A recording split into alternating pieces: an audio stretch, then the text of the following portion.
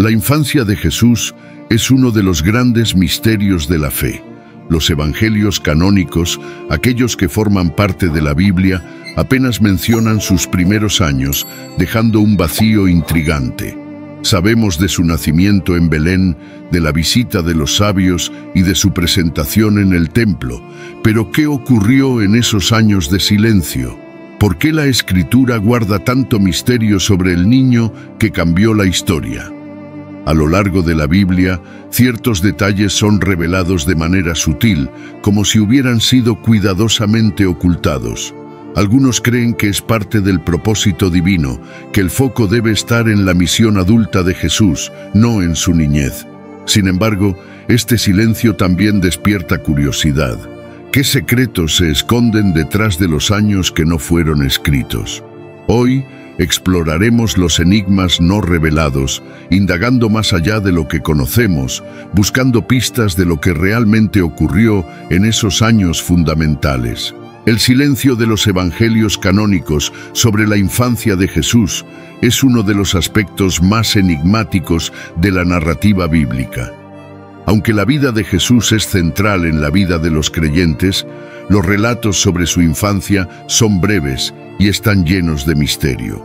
Los evangelios de Mateo y Lucas son las únicas fuentes canónicas que nos ofrecen detalles, pero aún así, los eventos narrados no cubren todo el período de su infancia. ¿Por qué tan pocos detalles sobre los primeros años de Jesús? ¿Qué nos está diciendo este silencio y qué nos ocultan las palabras que sí se mencionan? En el Evangelio de Mateo 2:1-12, se nos cuenta sobre la llegada de los sabios del Oriente, quienes, guiados por una estrella, buscan al rey de los judíos que acaba de nacer. Este relato, aunque fascinante, se enfoca en los sabios, su ofrecimiento de regalos y la amenaza de Herodes, sin profundizar en la infancia de Jesús mismo. Mateo menciona el contexto de la huida a Egipto, un acto protector que aparece en el cumplimiento de la profecía de Oseas 11:1. Pero poco más se dice sobre los primeros años de vida de Jesús. En este sentido, Mateo pone el énfasis en la figura de Jesús como el cumplimiento de las profecías, más que en su desarrollo humano. Por otro lado, el Evangelio de Lucas 2:1-7 presenta una visión más detallada de la infancia, comenzando con el relato del nacimiento en Belén. Lucas describe a María y José viajando a la ciudad de David debido al censo ordenado por el emperador César Augusto. Aquí, la narración resalta la humildad del nacimiento. Jesús, el Rey de los cielos, es colocado en un pesebre, sin un lugar adecuado para nacer. Este es un contraste profundo con la gloria divina que rodea su llegada, un tema que resuena con la enseñanza de la humildad y la pobreza. Además, Lucas relata cómo cuando Jesús tenía 12 años, se perdió en Jerusalén, encontrándose después en el templo conversando con los doctores de la ley. Lucas 2:41-52. Este episodio es único, ya que no se encuentra en otros evangelios. La respuesta de Jesús a su madre María, cuando ella le pregunta por qué se había quedado atrás, es reveladora. ¿No sabíais que en los negocios de mi Padre me es necesario estar? Este versículo es clave, pues marca el primer indicio claro de que Jesús estaba consciente de su identidad y misión divina desde muy joven, aunque su entendimiento aún estaba en desarrollo. A través de estas narrativas breves, podemos ver que, si bien los evangelios canónicos nos ofrecen una visión limitada de la infancia de Jesús, cada detalle está cargado de un simbolismo profundo. Por ejemplo, el nombre Efratá, en hebreo, fruto de la abundancia, alude a la región de Belén o Beit Lehem en hebreo, que significa casa de pan. Si quieres saber más sobre el por qué Jesús nació en esta humilde aldea, te dejo acá arriba y en la descripción el link para que puedas disfrutar del impactante significado de su nombre. Este era un lugar pequeño, pero de gran importancia profética. Este nombre resalta la idea de que, aunque Jesús nació en humildad, su venida traería abundancia espiritual a toda la humanidad. Además, el nombre de Nazaret, que proviene de la raíz hebrea Natsar, el que guarda, simboliza la protección y la vigilancia divina sobre la vida de Jesús.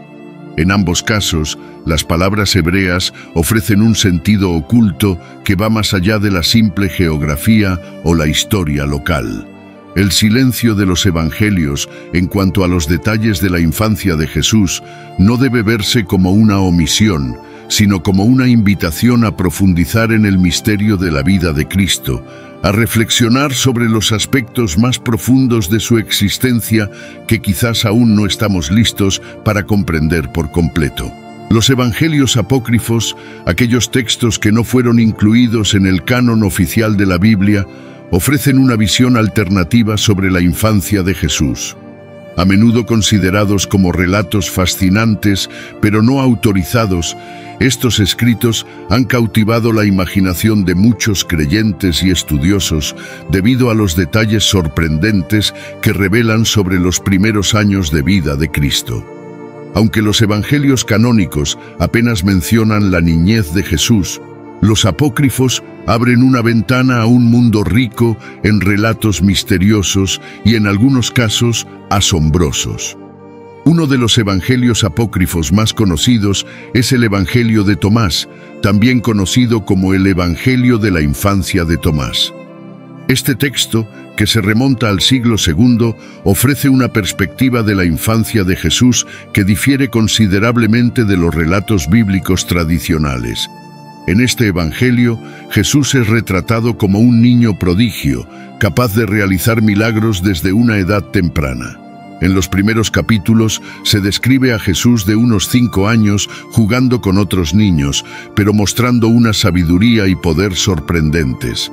Uno de los episodios más conocidos es cuando Jesús, mientras juega con un grupo de niños, moldea figuras de barro y les da vida, transformando las figuras en aves que vuelan. Este milagro, junto con otros que realiza, como curar a personas y resucitar a un niño muerto, presenta a un Jesús que ya de niño muestra una capacidad sobrehumana, algo que no se encuentra en los relatos canónicos. Por otro lado, el Evangelio de la infancia de Jesús, también conocido como el Evangelio de Pseudo Mateo, es otro apócrifo que nos ofrece una visión diferente de los primeros años del Salvador.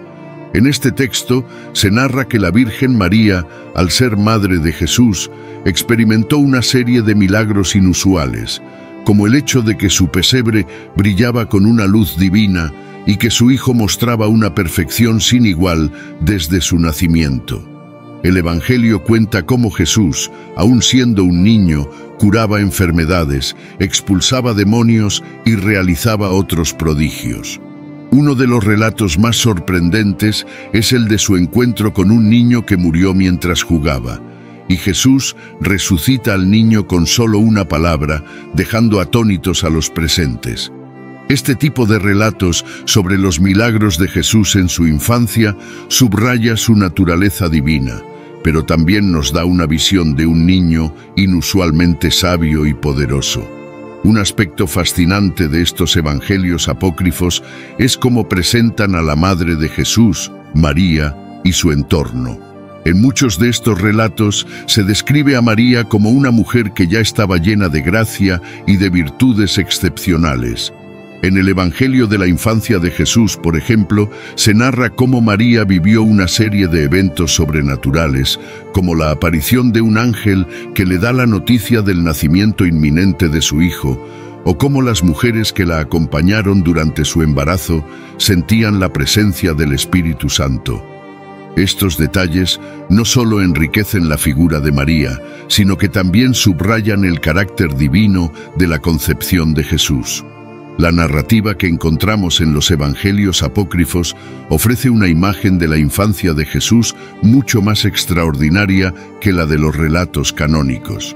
Si bien estos escritos no son considerados como parte de la revelación oficial de la Iglesia, nos dan una visión fascinante de cómo los primeros cristianos intentaron comprender y embellecer la vida de Jesús en sus primeros años.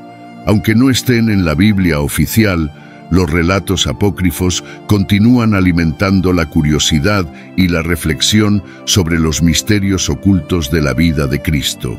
La historia de los sabios del Oriente es una de las más fascinantes y misteriosas en los relatos del nacimiento de Jesús. Si quieres más información al respecto, también te dejamos el video sobre los sabios, continuando según el Evangelio de Mateo 2:1-12.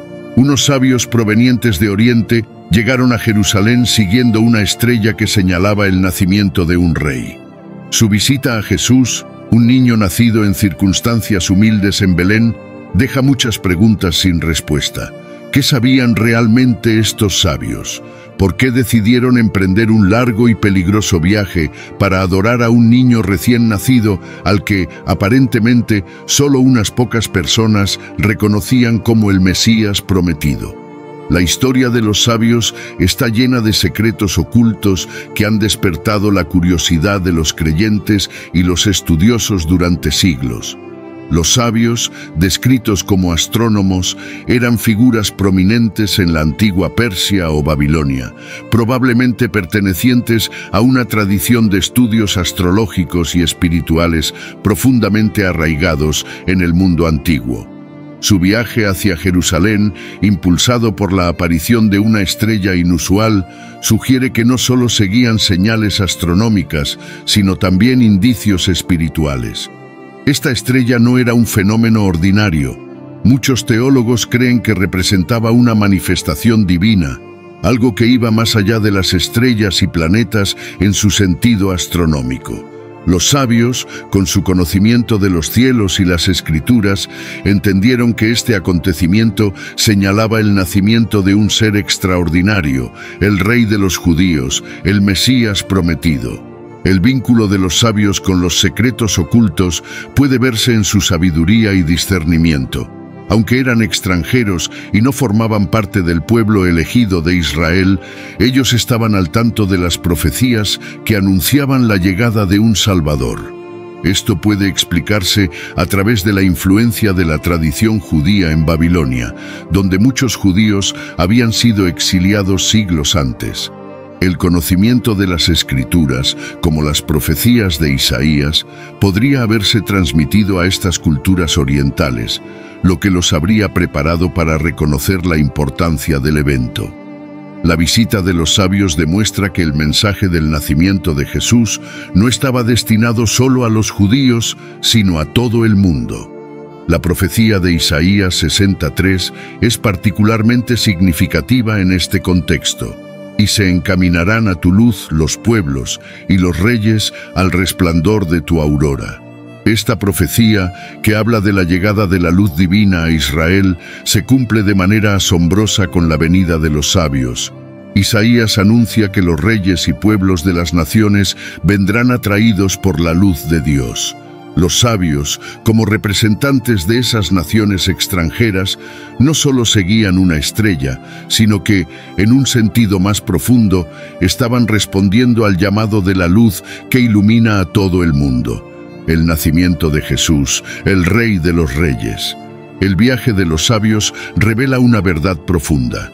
El nacimiento de Jesús no era solo para los israelitas, sino para toda la humanidad. Los sabios representan a las naciones gentiles que, al igual que ellos, son atraídas por la luz de Cristo. Ellos no solo fueron testigos del nacimiento de un niño, sino de la llegada de una nueva era, de la manifestación del amor y la salvación de Dios a todos los pueblos. La visita de los sabios también nos invita a reflexionar sobre nuestra propia respuesta ante la luz de Cristo. Al igual que los sabios, estamos llamados a reconocer la importancia de la presencia divina en nuestra vida y a seguir esa luz, no importa cuán lejos o incierto sea el camino. ¿Estamos dispuestos a dejar todo atrás para encontrar al Salvador, tal como lo hicieron los sabios? La historia nos desafía a buscar lo que es verdaderamente valioso, a reconocer a Cristo en medio de las circunstancias más humildes y a compartir esa luz con el mundo. Los primeros milagros de Jesús, según los textos apócrifos, presentan una figura de niño prodigioso cuyas acciones iban más allá de lo común. Estos relatos, aunque no forman parte del canon bíblico, ofrecen una visión fascinante sobre la identidad divina de Jesús desde su infancia. Entre los milagros más conocidos en los evangelios apócrifos, destaca el episodio en el que el niño Jesús convierte figuras de barro en palomas vivas, un evento que aparece en el Evangelio de Tomás. Este milagro no solo subraya la habilidad sobrenatural de Jesús, sino que también tiene un profundo significado teológico, histórico y cultural que refleja el mensaje del Evangelio. En el Evangelio de Tomás, Jesús, siendo un niño pequeño, juega en la orilla de un arroyo y da forma a figuras de barro, las cuales, por su palabra, se convierten en palomas que vuelan. Este acto es el primer indicio de su poder divino y de la conexión especial que Jesús tiene con la creación. En la cultura judía, la idea de que un niño pudiera transformar el barro en un ser vivo es un signo de poder cósmico, recordando el acto de la creación en el Génesis, cuando Dios formó al hombre del barro, Génesis 2:7. La habilidad de Jesús para modelar y dar vida al barro no solo resalta su vínculo con la creación, sino también su autoridad sobre ella, sugiriendo que Él es el Creador encarnado, que posee un poder divino desde el mismo momento de su nacimiento. En el contexto histórico y cultural de la época, estos milagros tempranos también son significativos. Durante los primeros siglos de nuestra era, el pueblo judío estaba bajo el dominio romano, y muchos esperaban un Mesías que los liberara de su opresión. En este ambiente de expectativa, los relatos apócrifos, como el de Jesús modelando palomas, enfatizan no solo su naturaleza divina, sino también su conexión con el pueblo y su misión de restaurar la creación. Los milagros no eran solo signos de poder, sino símbolos de esperanza y redención, como lo sería un Mesías que no solo sanara cuerpos, sino también sanara el mundo entero. Estos relatos reflejan una creencia en un poder divino que es capaz de restaurar la perfección original de la creación, algo que resonaría profundamente con los judíos que esperaban un Salvador que restaurara la paz y la justicia en la tierra. Al profundizar en los significados detrás de estos milagros, también encontramos en las palabras hebreas como Tov y Gesed, que significa misericordia, hay una conexión teológica rica. Tov, que significa bueno, se utiliza a menudo en la Biblia para describir la creación de Dios como perfecta y completa. Génesis 1:31. Al asociar estos milagros con Jesús, quien transforma el barro en palomas vivas, estamos viendo a Jesús como el cumplimiento de la bondad original de la creación, devolviendo la perfección a un mundo caído. En cuanto a Gesed, que significa misericordia, esta palabra encapsula la idea de un amor incondicional y generoso, una compasión divina que se extiende incluso hacia los más pequeños o desamparados. La misericordia de Jesús, incluso desde su infancia, se muestra en su capacidad para curar, restaurar y dar vida, no solo en el sentido físico, sino también en un sentido espiritual. La transformación del barro en palomas puede verse como un acto de misericordia, ofreciendo al mundo algo nuevo, algo que estaba perdido, la bondad original de la creación. Estos primeros milagros de Jesús, como el convertir el barro en palomas, no son solo asombrosos por su naturaleza sobrenatural, sino que también son profundamente simbólicos. Nos muestran a un Jesús que desde su niñez ya reflejaba la bondad de Dios y la misericordia divina. En el contexto histórico y cultural del pueblo judío, estos milagros reflejaban una promesa de restauración y de un amor que no solo abarca a las personas, sino que se extiende a toda la creación. Jesús, incluso de niño, se muestra como el medio a través del cual el amor y la bondad de Dios se extienden a todo lo creado, revelando su misión redentora. La huida de Jesús y su familia a Egipto es uno de los episodios menos comentados, pero profundamente significativos en la vida temprana de Jesús, narrado en el Evangelio de Mateo 2:13-15. Después de que el rey Herodes, temeroso de la amenaza que representaba el rey de los judíos recién nacido, ordenara la matanza de los inocentes, un ángel del Señor se le apareció a José en un sueño, advirtiéndole que tomara a María y al niño y huyera a Egipto. Este episodio no solo revela la protección divina sobre la familia de Jesús, sino que también está cargado de simbolismo que ilumina los planes redentores de Dios. La huida a Egipto es un acto de salvación en medio de la adversidad. En este momento, Jesús aún era un niño vulnerable, pero Dios, a través del ángel, providenció su protección, guiando a la familia en su exilio. El hecho de que José y María obedecieran la advertencia y huyeran a un país extranjero subraya un principio fundamental de la fe: la obediencia a la dirección divina, incluso cuando el camino no es claro. Esta huida nos enseña que, a pesar de las adversidades que puedan surgir, Dios está siempre presente, protegiendo a los suyos y guiándolos hacia la seguridad y la plenitud de su propósito. Egipto, en este contexto, adquiere un simbolismo poderoso en la vida de Jesús.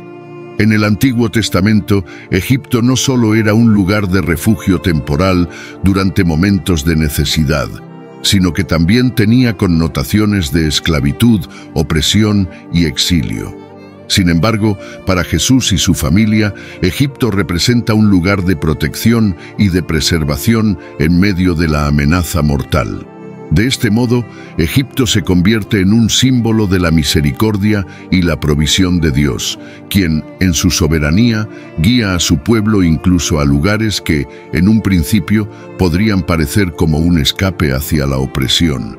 El viaje a Egipto recuerda que Dios puede usar lo inesperado para cumplir sus propósitos redentores.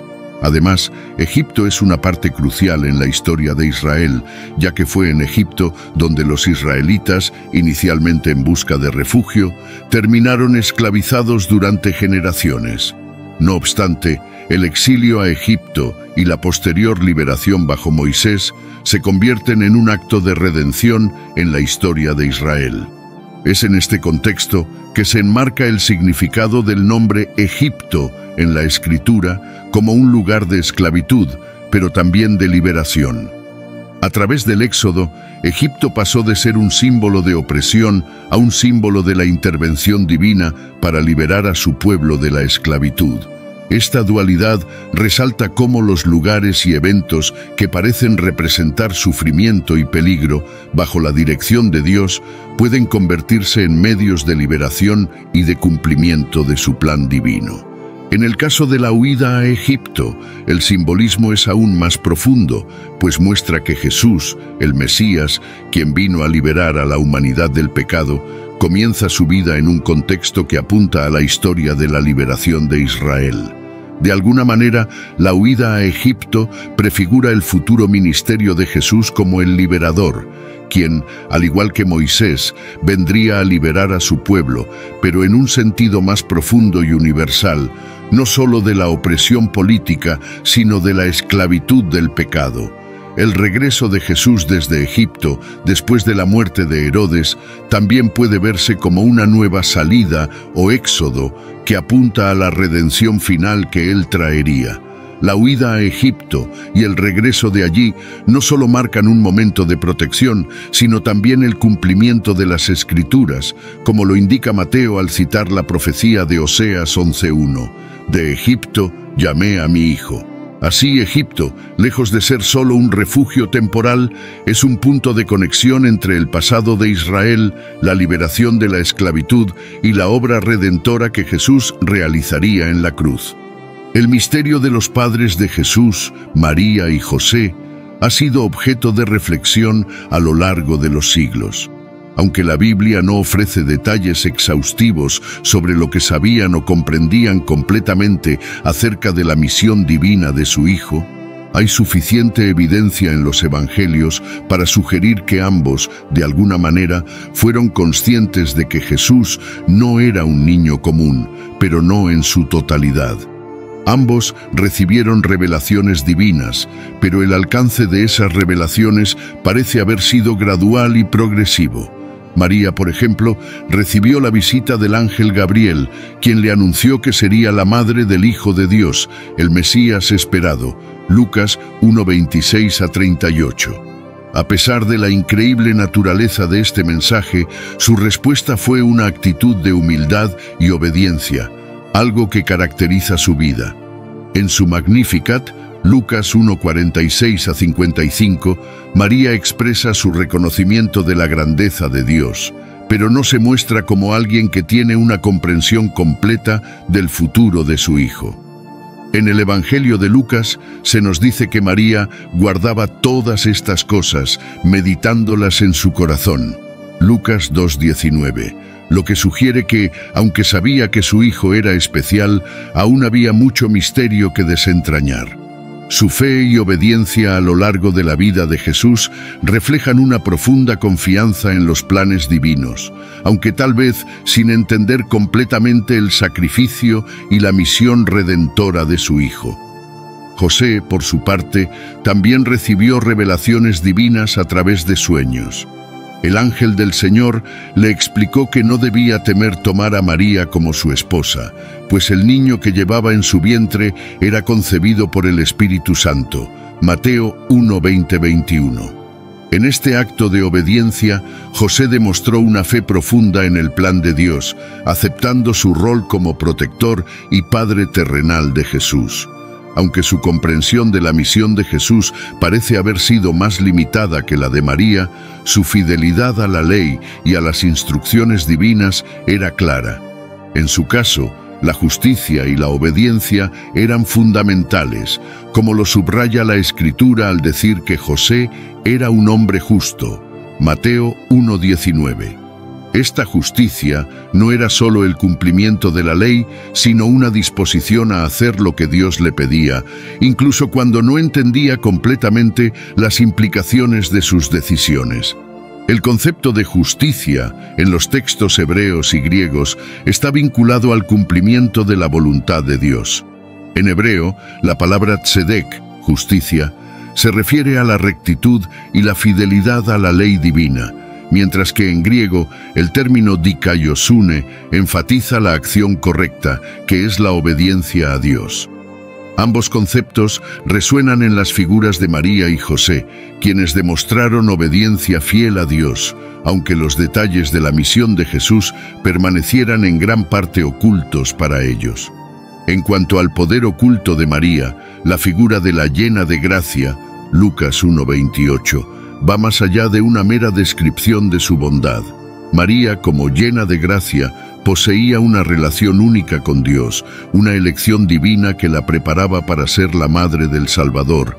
Esta gracia no solo la hizo receptiva a la voluntad de Dios, sino que también le otorgó una fortaleza especial para enfrentar las pruebas que vendrían desde la huida a Egipto hasta la angustia al pie de la cruz. El poder de María, aunque no se muestra de manera ostentosa, es uno de discernimiento, de silencio y de profundo amor y obediencia a Dios.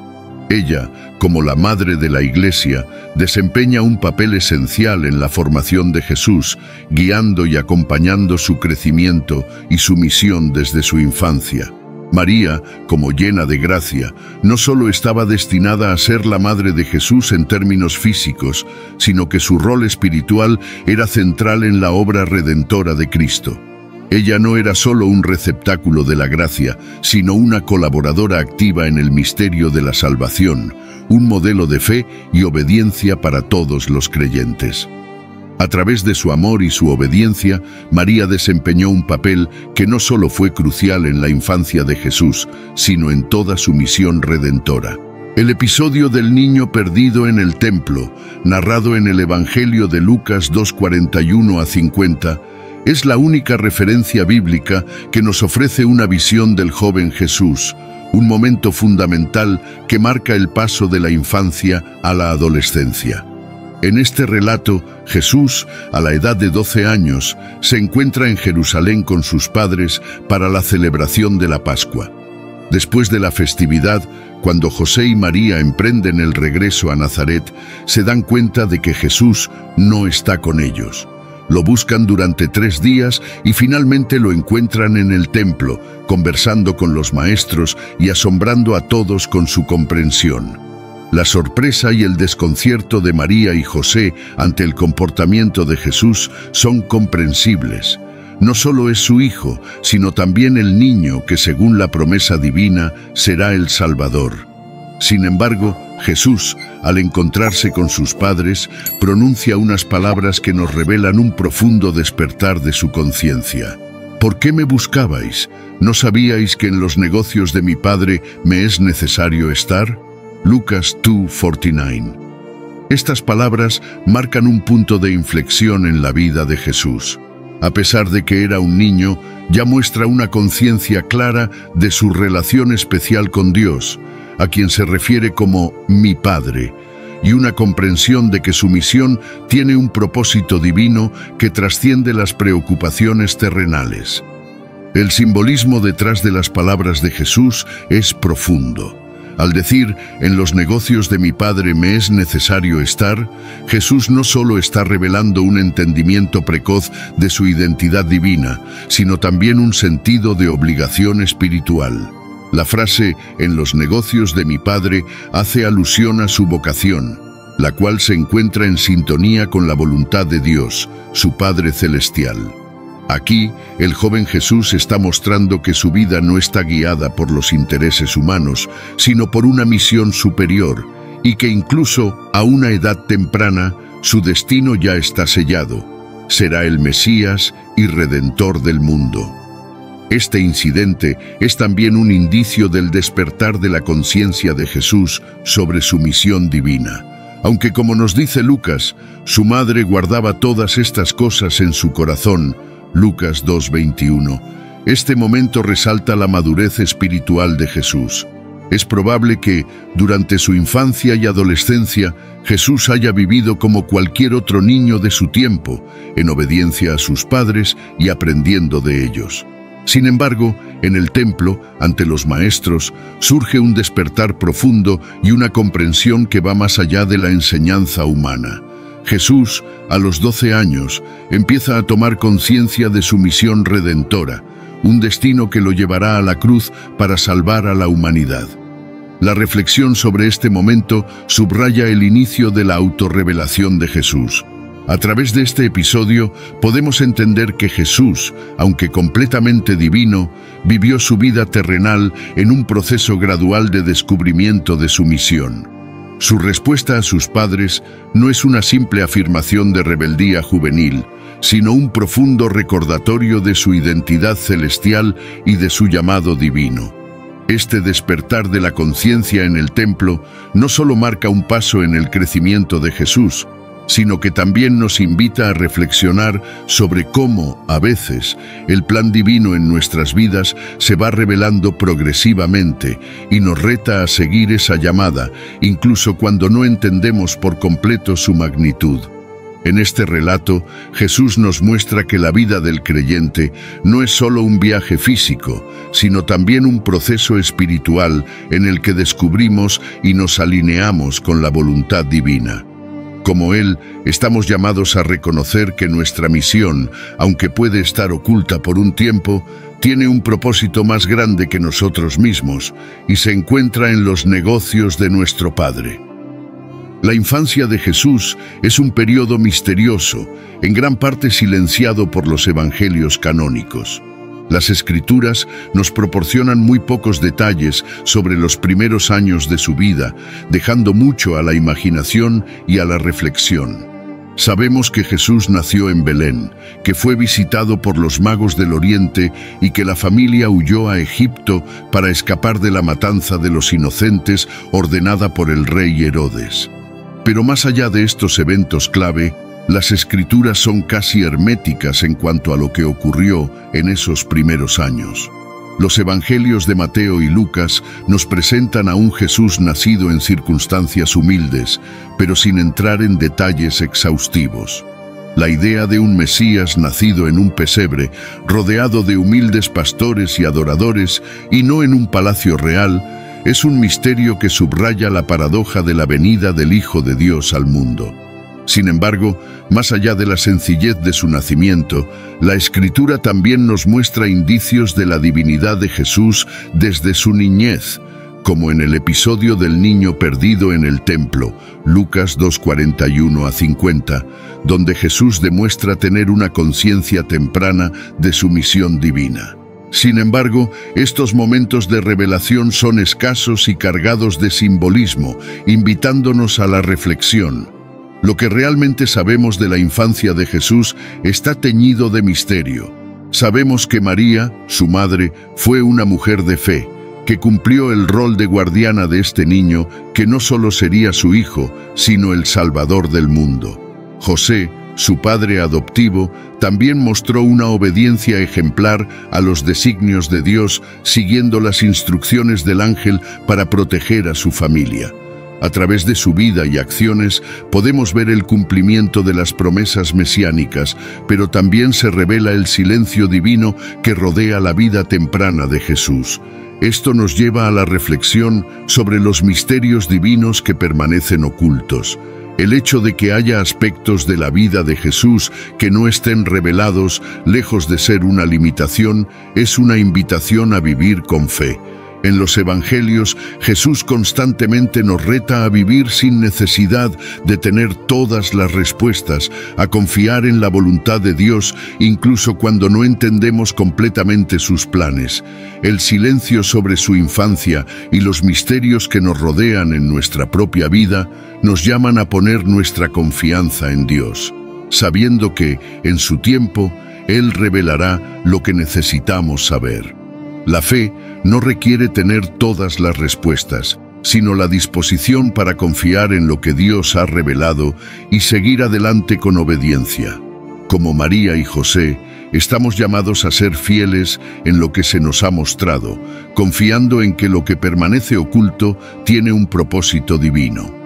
A través de la infancia de Jesús se nos enseña que los caminos de Dios no siempre son evidentes, pero que su plan es perfecto y lleva a la redención. En conclusión, lo que sabemos sobre la infancia de Jesús es solo una fracción de lo que Dios podría habernos revelado. Sin embargo, en ese silencio divino estamos llamados a vivir con fe, confiando en que lo que no se revela tiene un propósito mucho mayor que nuestra comprensión humana. Este misterio no es un obstáculo para nuestra fe, sino una invitación a caminar con confianza hacia lo que aún está por venir.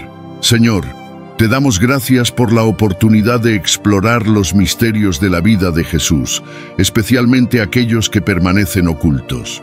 Te pedimos con humildad que nos des sabiduría divina para comprender lo que tú has revelado y la paz para aceptar lo que permanece en silencio. Ayúdanos a reconocer que, aunque algunos secretos permanecen en tus manos, tu plan es perfecto y se lleva a cabo en cada paso que damos. Danos el entendimiento para ver tu obra en nuestras vidas y la fe para caminar confiados en tus promesas. Que nuestra mirada no se enfoque en lo que no entendemos, sino en lo que ya has hecho y seguirás haciendo. Te pedimos, Señor, que fortalezca nuestra fe, nuestra humildad y nuestro amor. Que sigamos el ejemplo de Jesús, quien siendo Dios se hizo hombre, viviendo en sencillez, obediencia y servicio. Que como Él aprendamos a vivir con humildad, sin exigir respuestas inmediatas, sino confiando en ti. Que nuestro amor por ti y por los demás sea el reflejo de tu misericordia y bondad, y que en cada acción, por pequeña que sea, podamos mostrar tu presencia en el mundo. Te damos gracias, Señor, porque sabemos que, aunque no entendemos todo, tú eres fiel y tu amor nunca nos abandona. En el nombre de Jesús, amén. La vida del creyente se fundamenta en la fe, la humildad y el amor. Estos tres pilares son esenciales para vivir conforme al corazón de Dios. La fe nos permite confiar en lo que no vemos, sabiendo que los planes de Dios son siempre mejores que los nuestros.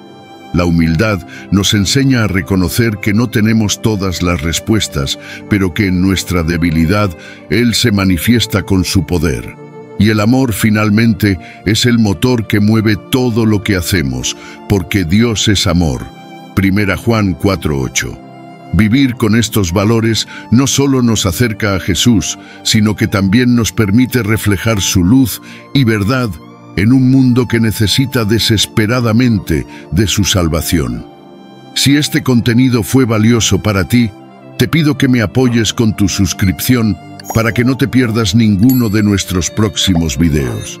Si te sorprendió la temática de este video, imagina el video que aparece en la pantalla. Haz clic en él y descubre lo que la Biblia dice sobre el significado oculto de la palabra Belén. ¿Por qué Jesús nació en esta aldea de Judea? Comparte este video con familiares y amigos. Esto ayuda a que el video llegue a más personas. Juntos podemos iluminar más mentes y expandir nuestro entendimiento. Te esperamos. Gracias por acompañarnos y que Dios los bendiga.